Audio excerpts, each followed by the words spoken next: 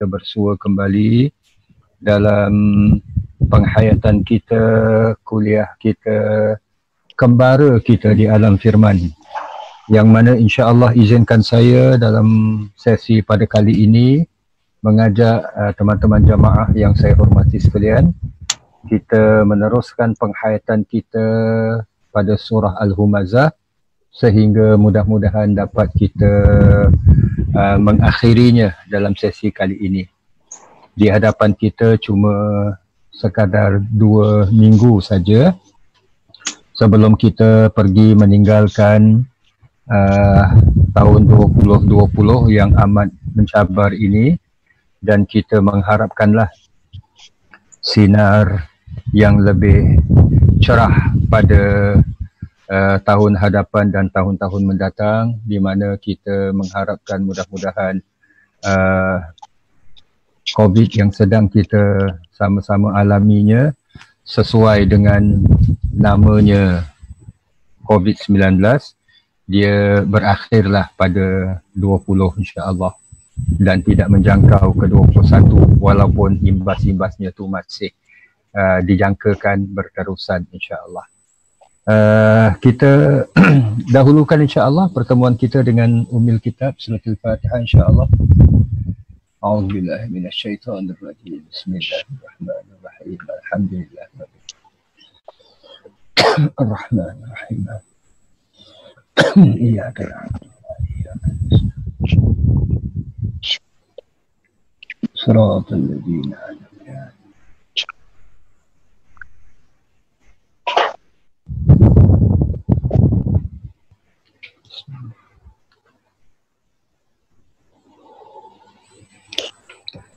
Baik, bismillahirrahmanirrahim. InsyaAllah sesi kita ini dijangkakan adalah bahagian yang ketiga daripada surah Al-Humazah ini, di mana kita insya-Allah setelah kita kenali pada sesi yang pertama siapa dia Humazah dan Lumazah, dan dalam sesi kita yang lalu pula selepas 2 minggu kita tidak bersama, kita telah pun menghayati ayat yang kedua dan yang ketiga, ciri-ciri dan sifat-sifat orang-orang yang dinamakan sebagai Humazah dan Lumazah. Dasarnya adalah orang yang menjadikan harta, kekayaan sebagai apa yang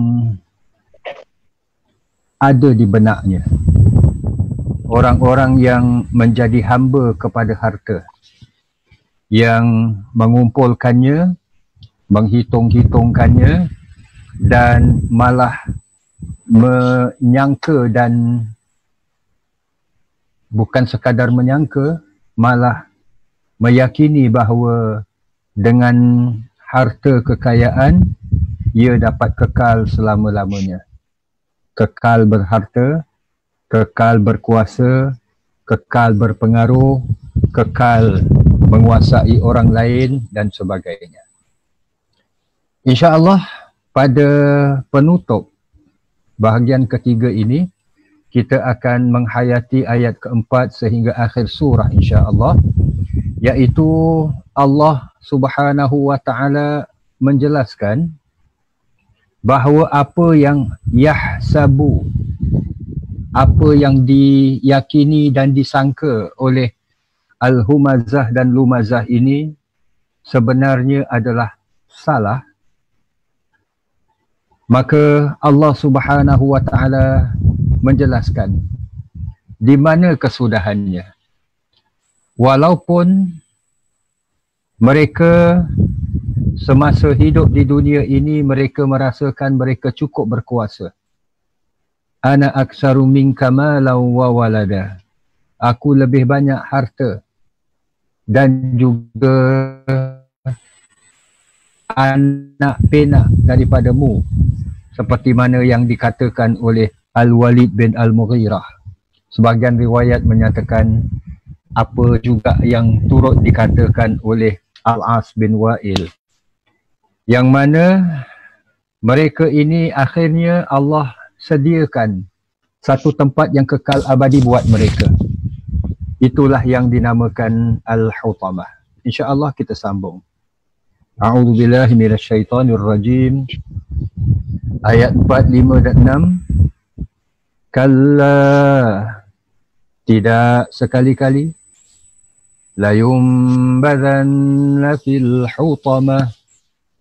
Sesungguhnya dia yang dimaksudkan adalah likulli humazatil lumazah, iaitu dia yang dimaksudkan adalah siapa juga yang memiliki ciri-ciri humazah dan lumazah, siapa-siapa juga yang jama'a malau wa'addadah, siapa-siapa juga yang yahsabu annama lahu akhladah.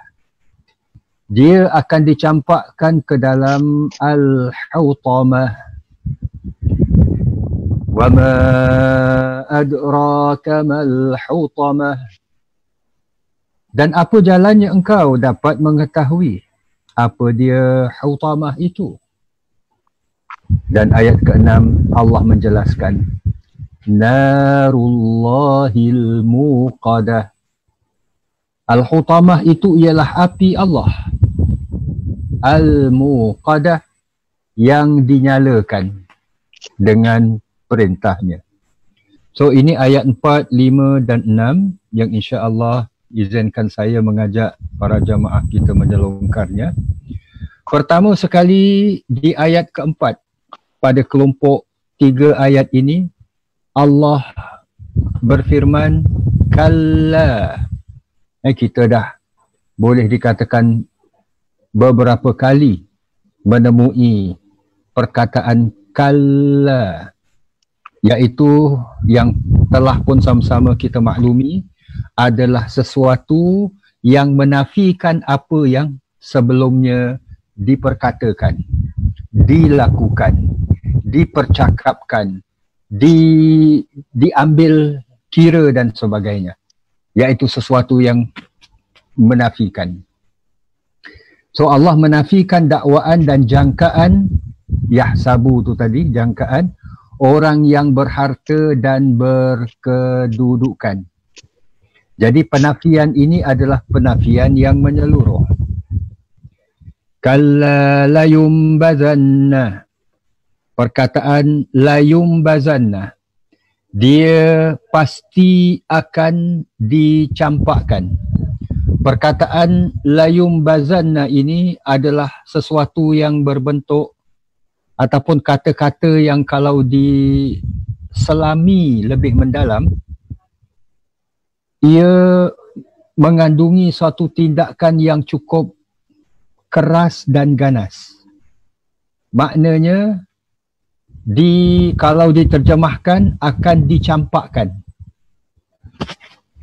Dicampakkan mungkin kau campakkan kunci tu, mungkin dicampakkan pun cara lembut lah.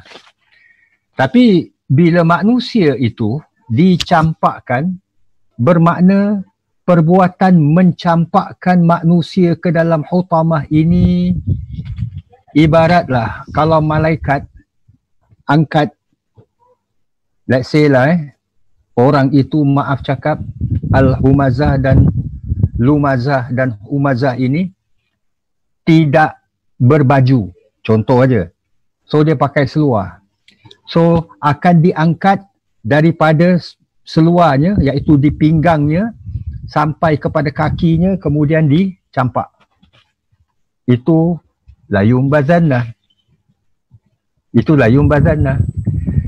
Tapi rasa-rasa orang humazah dan lumazah ni pakai seluar ke masa nak dicampakkan? Kalau pakai seluar agak-agak dia nak cari MCO ke, Levi's ke, kan umpamanya seluar-seluar yang rugged sikit, umpamanya lah. So maknanya apa jua cara manusia itu akan dicampakkan, sama ada tangannya diangkat 4 malaikat angkat. Itu pun kalau malaikat ada 2 tangan. Kalau malaikat ada lebih daripada 2 tangan, 1 malaikat saja angkat. 1 tangan, 2 tangan, 2 kaki campakkan. 1 malaikat aja. Cukup pun. Jadi ia memberikan gambaran tentang terhinanya orang yang dicampakkan ke dalam Al-Hutamah. Dan perkataan Al-Hutamah itu sendiri yang merupakan salah satu di antara nama-nama neraka. Bahkan ada ulama yang menafsirkan Al-Hutamah itu adalah center neraka. Maknanya tengah-tengah neraka, sebagai menggambarkan apinya terlalu panas. Yang Allah kemudiannya memperincikan dengan mengatakan Narullahil Muqadah. Jadi Al-Hutamah ini, asal perkataan Al-Hutamah ini adalah sesuatu yang dihentam.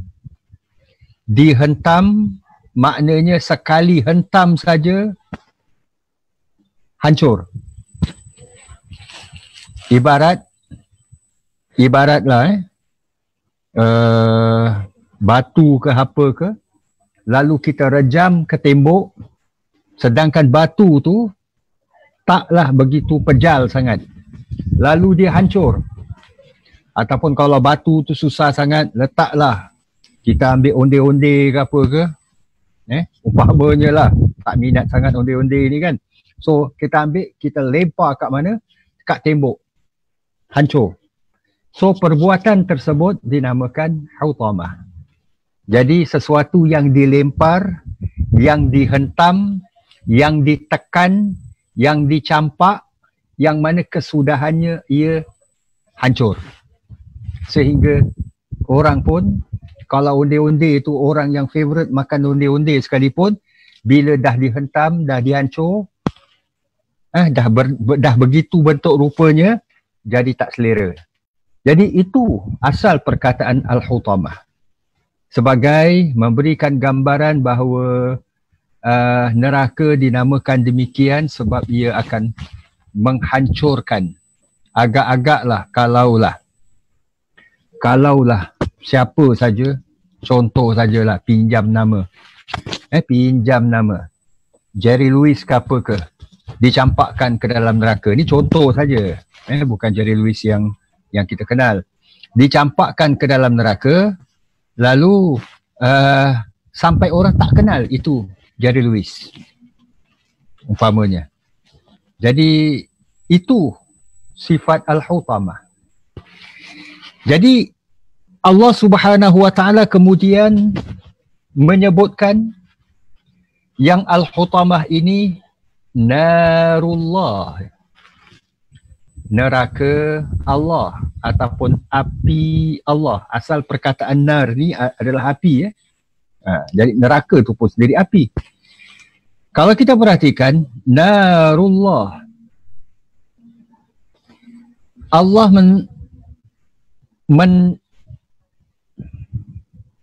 menempelkan. Kalau dalam ilmu nahwu tu disebut sebagai mudhaf, sesuatu yang ditempelkan. Narullah, neraka Allah. Ia sebagai menunjukkan neraka itu adalah milik dan kepunyaan Allah. Kalau saya katakan umpamanya Masjidus Sultan, Masjid Sultan. Masjid Sultan itu maknanya ini masjid adalah Sultan yang punya. Sultan yang punya. Nampak harta dalam gua. Maka bila nak ambil, Syawal nak ambil, si jin kata, ini Ahmad Albab yang punya, bukan kau yang punya. So jadi maknanya ini harta adalah kepunyaan si Ahmad Albab.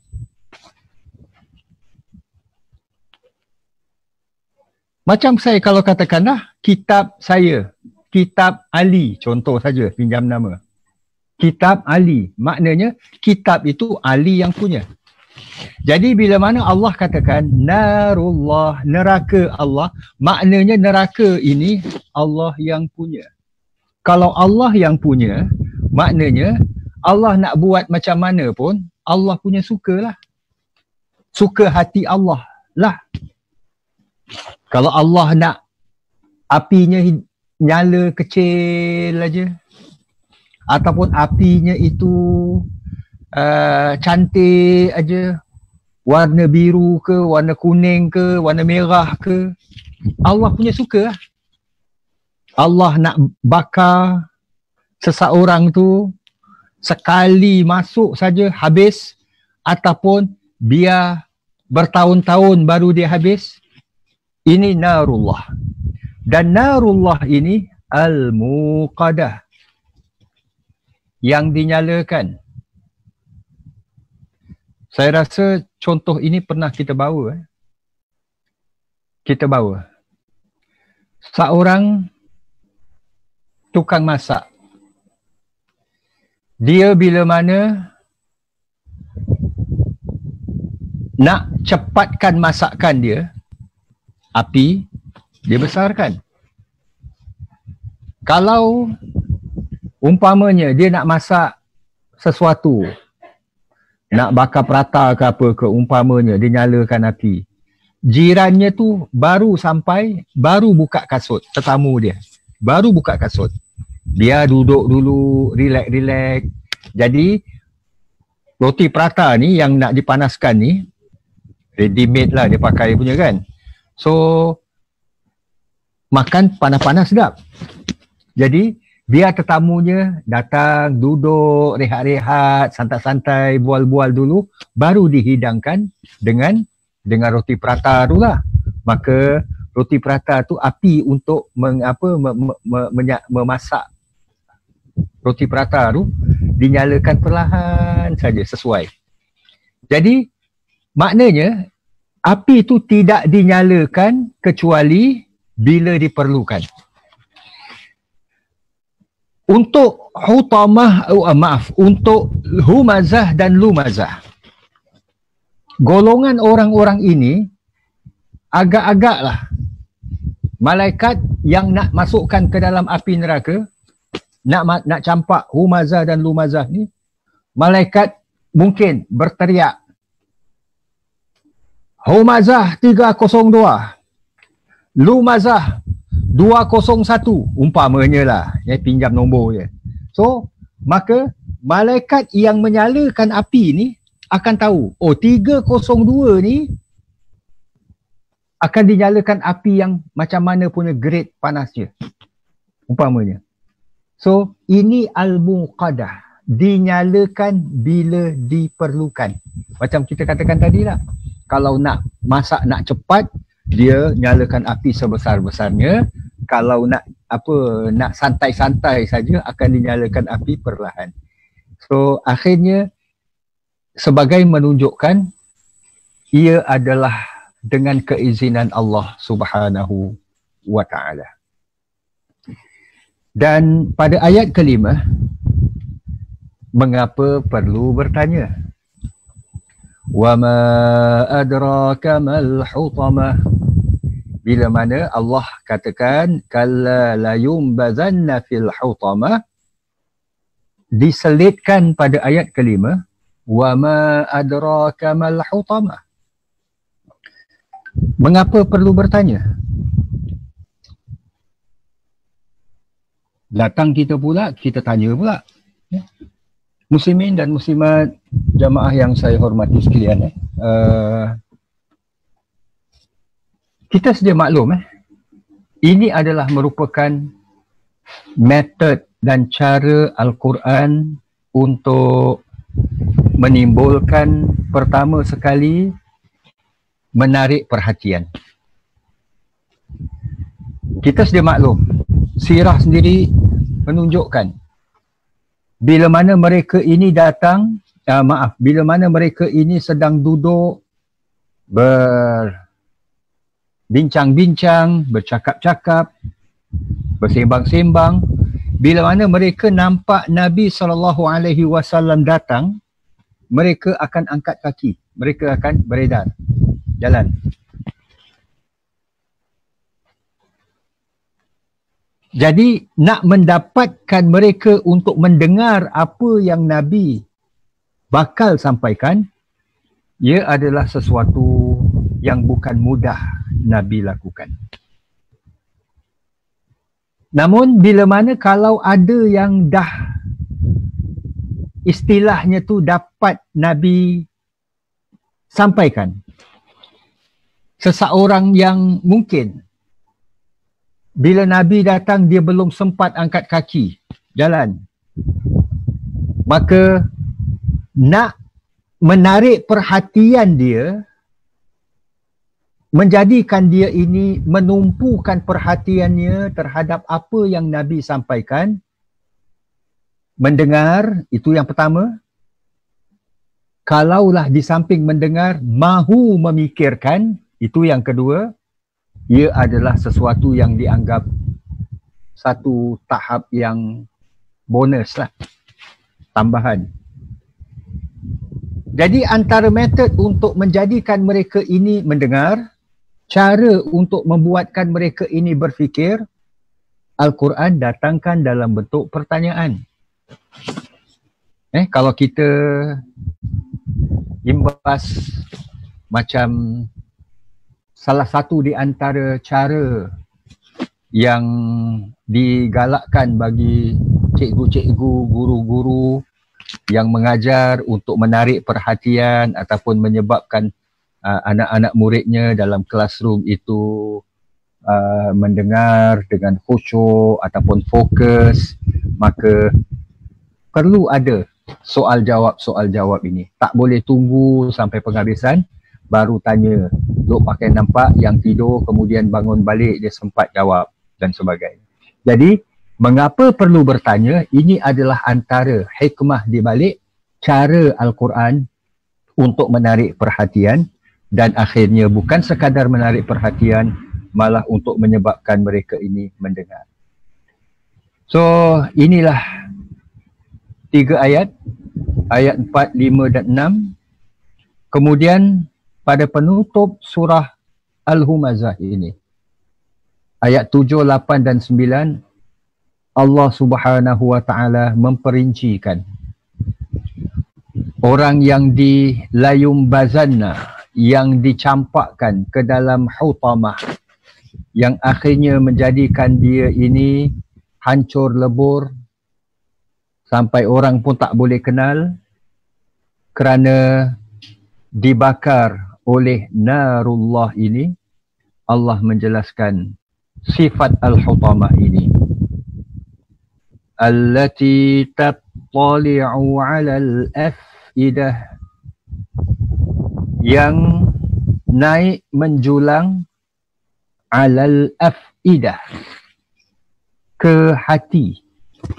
Afidah jamak fuad. Fuad tu hati. Afidah hati-hati. Ini maknanya jamak lah, plural. Innaha 'alaihim muqsadah, sesungguhnya api neraka itu ditutup rapat atas mereka. Muqsadah, ditutup rapat. Fi amadim mumaddadah, mereka terikat di situ. Fi amad, pada batang-batang palang ataupun tiang-tiang. Mumaddadah, yang melintang panjang. Maknanya dia dalam bentuk horizontal, bukan vertikal, tiangnya tu. Sebab itu dinamakan batang-batang palang. Macam orang main bola kan, kalau bola dia tendang terkena tiang, maknanya tu di kiri ataupun kanan, gol. Tak masuklah. Ada pula yang tendang bola terkena palang. So maknanya yang bahagian atas. So sifat-sifat al-hutamah dan nasib mangsanya. Ini yang dapat kita simpulkan untuk 3 ayat penutup surah Al-Humazah ini, iaitu ayat 7, 8 dan 9 ini. Sifat-sifat al-hutamah yang Allah Subhanahu wa taala firmankan, allati tattali'u 'alal afidah. Pertama sekali perkataan allati tattali'u 'alal afidah. Sebelum kita pergi kepada mengapa naik ke hati, 'alal afidah, kita ingin menghayati perkataan tattali'u. Tattali'u ni kadang-kadang dalam ayat ini boleh tersilap baca, iaitu apabila bergabungnya huruf ta dengan ta, kadang-kadang semuanya dibaca dengan ta. Allati tattali'u, macam Melayu tak jadi je, allati tattali'u, ataupun semuanya dibaca ta, allati tattali'u. Wah, ini kalau tadi Melayu tak jadi, yang ini Jawa tak jadi. So allati tattali'u, perkataan tattali'u ni maknanya naik. Asal perkataan naik ini tatlu'u, bukan tattali'u. Tapi tattali'u ni maknanya naik sedikit-sedikit. Dia naik, tapi caranya adalah naik sedikit-sedikit. Kalau tangga itulah contohnya, orang naik tangga, dia naik tangga menggunakan kaki, melangkah. Tapi yang ini, tattali'u ni, dia naik tangga, kaki bawah melangkah, tangan pun macam merangkak. Itu tattali'u. So naiknya tu cara hati-hati, cara sedikit-sedikit, cara perlahan-lahan. Lalu mengapa naik alal afidah? Naik ke hati. Jamaah yang dikasihi Allah, humazah dan lumazah hanyalah pantulan, reflection daripada apa yang sebenarnya tersemat di dalam hati. Maksudnya adalah mereka yang berbisik-bisik, yang mengumpat, yang nampak umpatannya, bisikannya, yang terdengar kata-kata umpatannya, kata-kata bisikannya. Lumazah yang mencaci, barisan kata-kata yang keluar yang amat menghiris, ungkapan kata-kata yang terucap, yang didengari di telinga, begitu menyakitkan. Itu semua adalah reflection daripada apa yang sebenarnya tersimpan, terpendam, tersemat di dalam fuad, dalam afidah, dalam hati. Maknanya kerana sakit hati mereka, kebencian yang ada dalam hati dan perasaan mereka, permusuhan yang berkesumat dalam jiwa mereka, itu puncanya. Apa yang dinampak, apa yang dilihat, apa yang didengar, yang terluah dalam bentuk humazah dan lumazah, sebenarnya bertitik tolak dan berpunca daripada apa yang ada dalam afidah itu. Sebab itu hikmah di balik Allah mengatakan yang dibakar itu naik ke hati tu, sebab hati itulah punca dia. So di sinilah jamaah yang dirahmati Allah. Kalau sedikit masa dahulu ada orang cakap hati mau baik so ia bukan kata-kata dari ungkapan cerita-cerita komedi. Memang hati nak kena baik. Hati nak kena bersangka baik. Sebab akhirnya hati itulah yang akan pertama sekali dibakar oleh Allah. Dan ini difirmankan oleh Allah, allati tattali'u 'alal afidah. Pastinya orang-orang seperti Al-As bin Wa'il, orang-orang seperti Al-Walid bin Al-Mughirah, seperti Abul Hakam atau lebih dikenali dengan Abu Jahal dan sebagainya, adalah orang-orang yang menyimpan permusuhan dalam hati mereka. Sebab itulah, kalau kita perhatikan,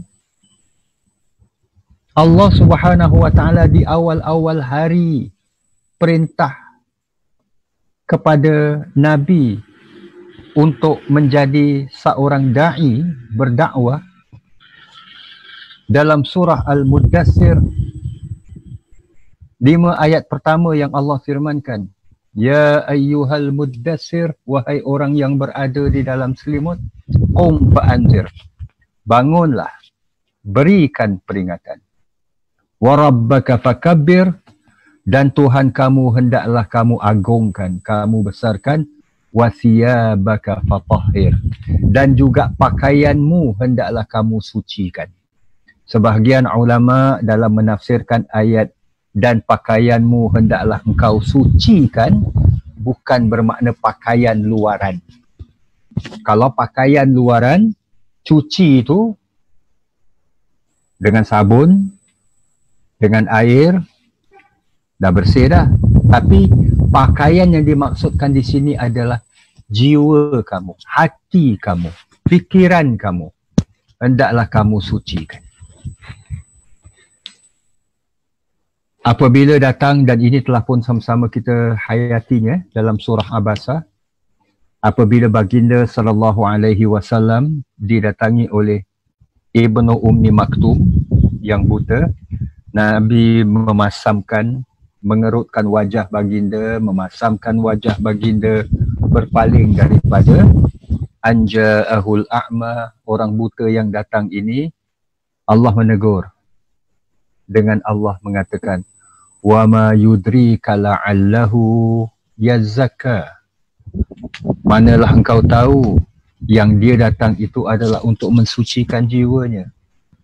Jadi jangan berburuk sangka, jangan bertanggapan serong, jangan memandang remeh dan sebagainya. Ini adalah Allah melarang Nabi kita daripada bersifat demikian, dan juga orang-orang yang beriman, kerana ini sifat dan sikap orang-orang yang dikatakan humazah dan lumazah. Sebab itu yang dibakar pertamanya adalah api itu naik ke hati itu, sebab disitulah bertitik tolaknya. Dan api itu Allah sifatkan narullahil muqadah allati tattali'u 'alal afidah innaha 'alaihim muqsadah. Api neraka itu ditutup rapat. Ditutup rapat. Kenapa ditutup rapat? Ini kalau tanyalah ibu-ibu yang penyayang, umpamanya, macam mana nak percepatkan proses kita ni rebus daging biar cepat empuk, ada yang menyatakan engkau masukkan Panadol. Itu petua dia. Ada yang menyatakan engkau masukkan sudu kaca. Ada pula yang menyatakan engkau masukkan jongkong mas. Jongkong mas. Jongkong mas. Tapi akhirnya adalah periuk tu nak ditutup rapat biar cepat dia empuk. Wallahu alam. Ini petua-petua daripada orang tua-tua. Orang muda-muda mungkin tak percaya. So akhirnya adalah bila ditutup rapat api neraka itu, Allahu alam api kalau ia kecil di tempat yang ada api kemudian kita tutup, tak ada air di sana, dia akan padam. Tapi yang ini tidak. Ia akan cepat memasakkan, membakar orang-orang yang dimasak dan dibakar. Fi amadim mumaddadah. Nampak macam gambar sate kot. Macam sedap je. Kita humazah dan lumazah, mudah-mudahan bukan kita lah. Yang akan dibakar pertama sekali adalah pada batang-batang palang yang melintang. Kalaulah gambaran yang diberikan ini adalah sate, dagingnya tidak diikat pada batang buluh tu ataupun lidi sate itulah dipanggil. Tapi dicocok. Dia bukan diikat, dia bukan menempel, melekat kat luar, tapi dicocok. Cocok itu saja dah sakit. Bukan diikat. Namun pada ayat 9 ini Allah tak mengatakan dia dicocok ke ataupun diikat ke. Yang cuma Allah firmankan fi amadin. Amad adalah batang-batang palang yang melintang tu. Mumaddadah yang memanjang. Itu kalau kita terjemahkan word by word lah. Jadi palang yang ini bermakna ia akan dibakar dengan cara begitulah. Macam sate inilah. Macam sate. Cuma sate ni kalau dibakar dengan api, kita tak termakan. Hangus dia. Dia hendaklah atas bara kata orang. Baru sedap. Baru sedap. Tak kisahlah sate tu sate Solo ke, sate Bandung ke, sate Bentan ke dan sebagainya, tak soal. Yang penting adalah ianya diikat ataupun dibakar dengan cara yang macam tu. Adanya tiang-tiang yang memanjang. Dari surah Al-Balad ayat 19 dan 20 yang pernah sama-sama kita laluinya. Walladzina kafaru biayatina hum ashabul mash'amah alaihim narum muqsadah. Dan sebaliknya orang-orang yang kufur ingkar akan ayat-ayat keterangan kami, merekalah golongan pihak mash'amah, pihak kiri, ataupun orang-orang yang ada dikenakan asyukmu, iaitu kata-kata hinaan. Alaihim narum muqsadah, ayat yang seiras dengan fi amadim mumaddadah ini, iaitu muqsadah yang api neraka ditutup rapat itu, iaitu mereka ditimpakan azab siksa yang mana neraka itu ditutup rapat. Ayat 19 dan 20. Dan dalam sebuah hadis riwayat Imam At-Tabrani, Nabi menggambarkan sesungguhnya tebal tembok neraka adalah sejauh 40 tahun perjalanan di bumi. 40 tahun perjalanan. Dan belenggunya diperbuat daripada besi. Besi yang tak akan hancurnya, yang tak akan karat, yang tak akan terputus kalau terkena api. So inilah kalau kita perhatikan gambaran yang Allah Subhanahu wa taala berikan di penutup surah Al-Humazah ini, iaitu sesuatu yang amat menyakitkan yang berpunca daripada hasad, dengki, kebencian dan apa jua yang tertanam di dalam hati, yang mana akhirnya menjadikan ianya itu diluahkan dalam bentuk kata-kata dan tindakan. Kalau kita balik kepada sirah, itulah yang mereka lakukan. Kita lihat bagaimana sahabat-sahabat seumpama Bilal bin Rabah diseksa, Sumayyah dan suaminya Yasir diseksa. Jauh sebelum itu, yang pernah juga kita lalui dalam surah Al-Buruj, Ashabul Ukhdud yang menyeksa orang-orang yang beriman dengan cara bakar hidup-hidup orang-orang yang beriman kepada Allah Subhanahu wa taala. Maka itu seksaan-seksaan yang didatangkan, namun seksaan yang Allah sediakan kepada mereka-mereka termasuklah orang-orang yang dikatakan Humazah dan Lumazah ini lebih tak terperi lagi, begitu menyeksakan sekali. Inilah teman-teman jamaah dirahmati Allah, penghujung surah Al-Humazah yang rancangnya tu minggu yang lepas kita cuba nak selesaikan, namun tak berkesempatan dan berkesampaian. Jadi alhamdulillah pada sesi kita kali ini, walhamdulillah kita telah pun mengkhatamkannya, walhamdulillah, dengan izin Allah Subhanahu wa taala. Terima kasih di atas kesudian para jamaah. So kita bukalah untuk para jamaah yang ingin bertanya ataupun yang ingin berikan input dan sebagainya, dipersilakan insya-Allah. Wallahu a'lam bishawab.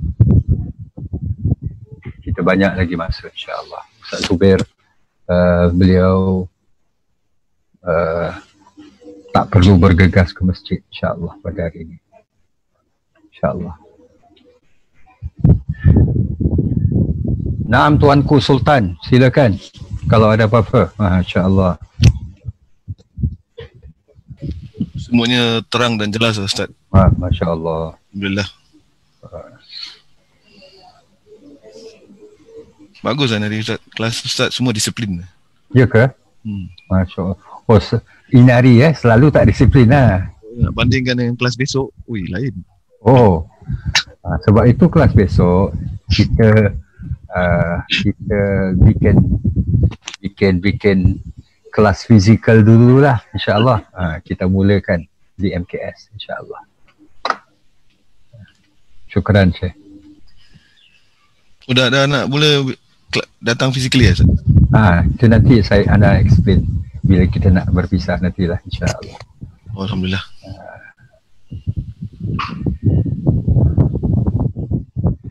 Raja Tarikh, Assalamualaikum. Masya-Allah. Ustaz, bila sangka kelas kita balik? Ini semua dah macam dah tak sabar gitu Okeylah, kerana dah ditanyakan oleh Tuan Haji Farouk dan sebelumnya oleh Baginda Sultan kita, untuk Majlis Kabul Siglap saya tak perkatakan lain masjid. Actually tarikh 14 Disember ni adalah tarikh hari pertama yang dibenarkan oleh pihak MUIS untuk kelas-kelas dan kuliah-kuliah diadakan fizikal, secara fizikal. Maknanya balik seperti mana asal. Cuma perlu melalui safe management proses yang perlu dipatuhi bersamalah, plan dan sebagainya. Untuk Masjid Kampung Siglap, insya-Allah kita akan mulakan untuk kelas Ustaz Hafiz. Kelas Ustaz Hafiz esok masih lagi Zoom seperti mana sebelumnya. Namun Ustaz Hafiz akan menjadi kuliah beliau akan menjadi kuliah yang pertama diadakan secara fizikal, iaitu dijangkakan pada 22 dan 29. Ustaz Zubair ada InsyaAllah. Kalau mana yang tak betul, tolong betulkan. Jadi Ustaz Hafiz kelas fizikalnya maknanya teman-teman jamaah boleh datang ke masjid pada mulai 22 dan 29. Kemudian minggu depan Ustaz? Ya, minggu depan. Besok 15. Alhamdulillah. Jadi 22 dan 29.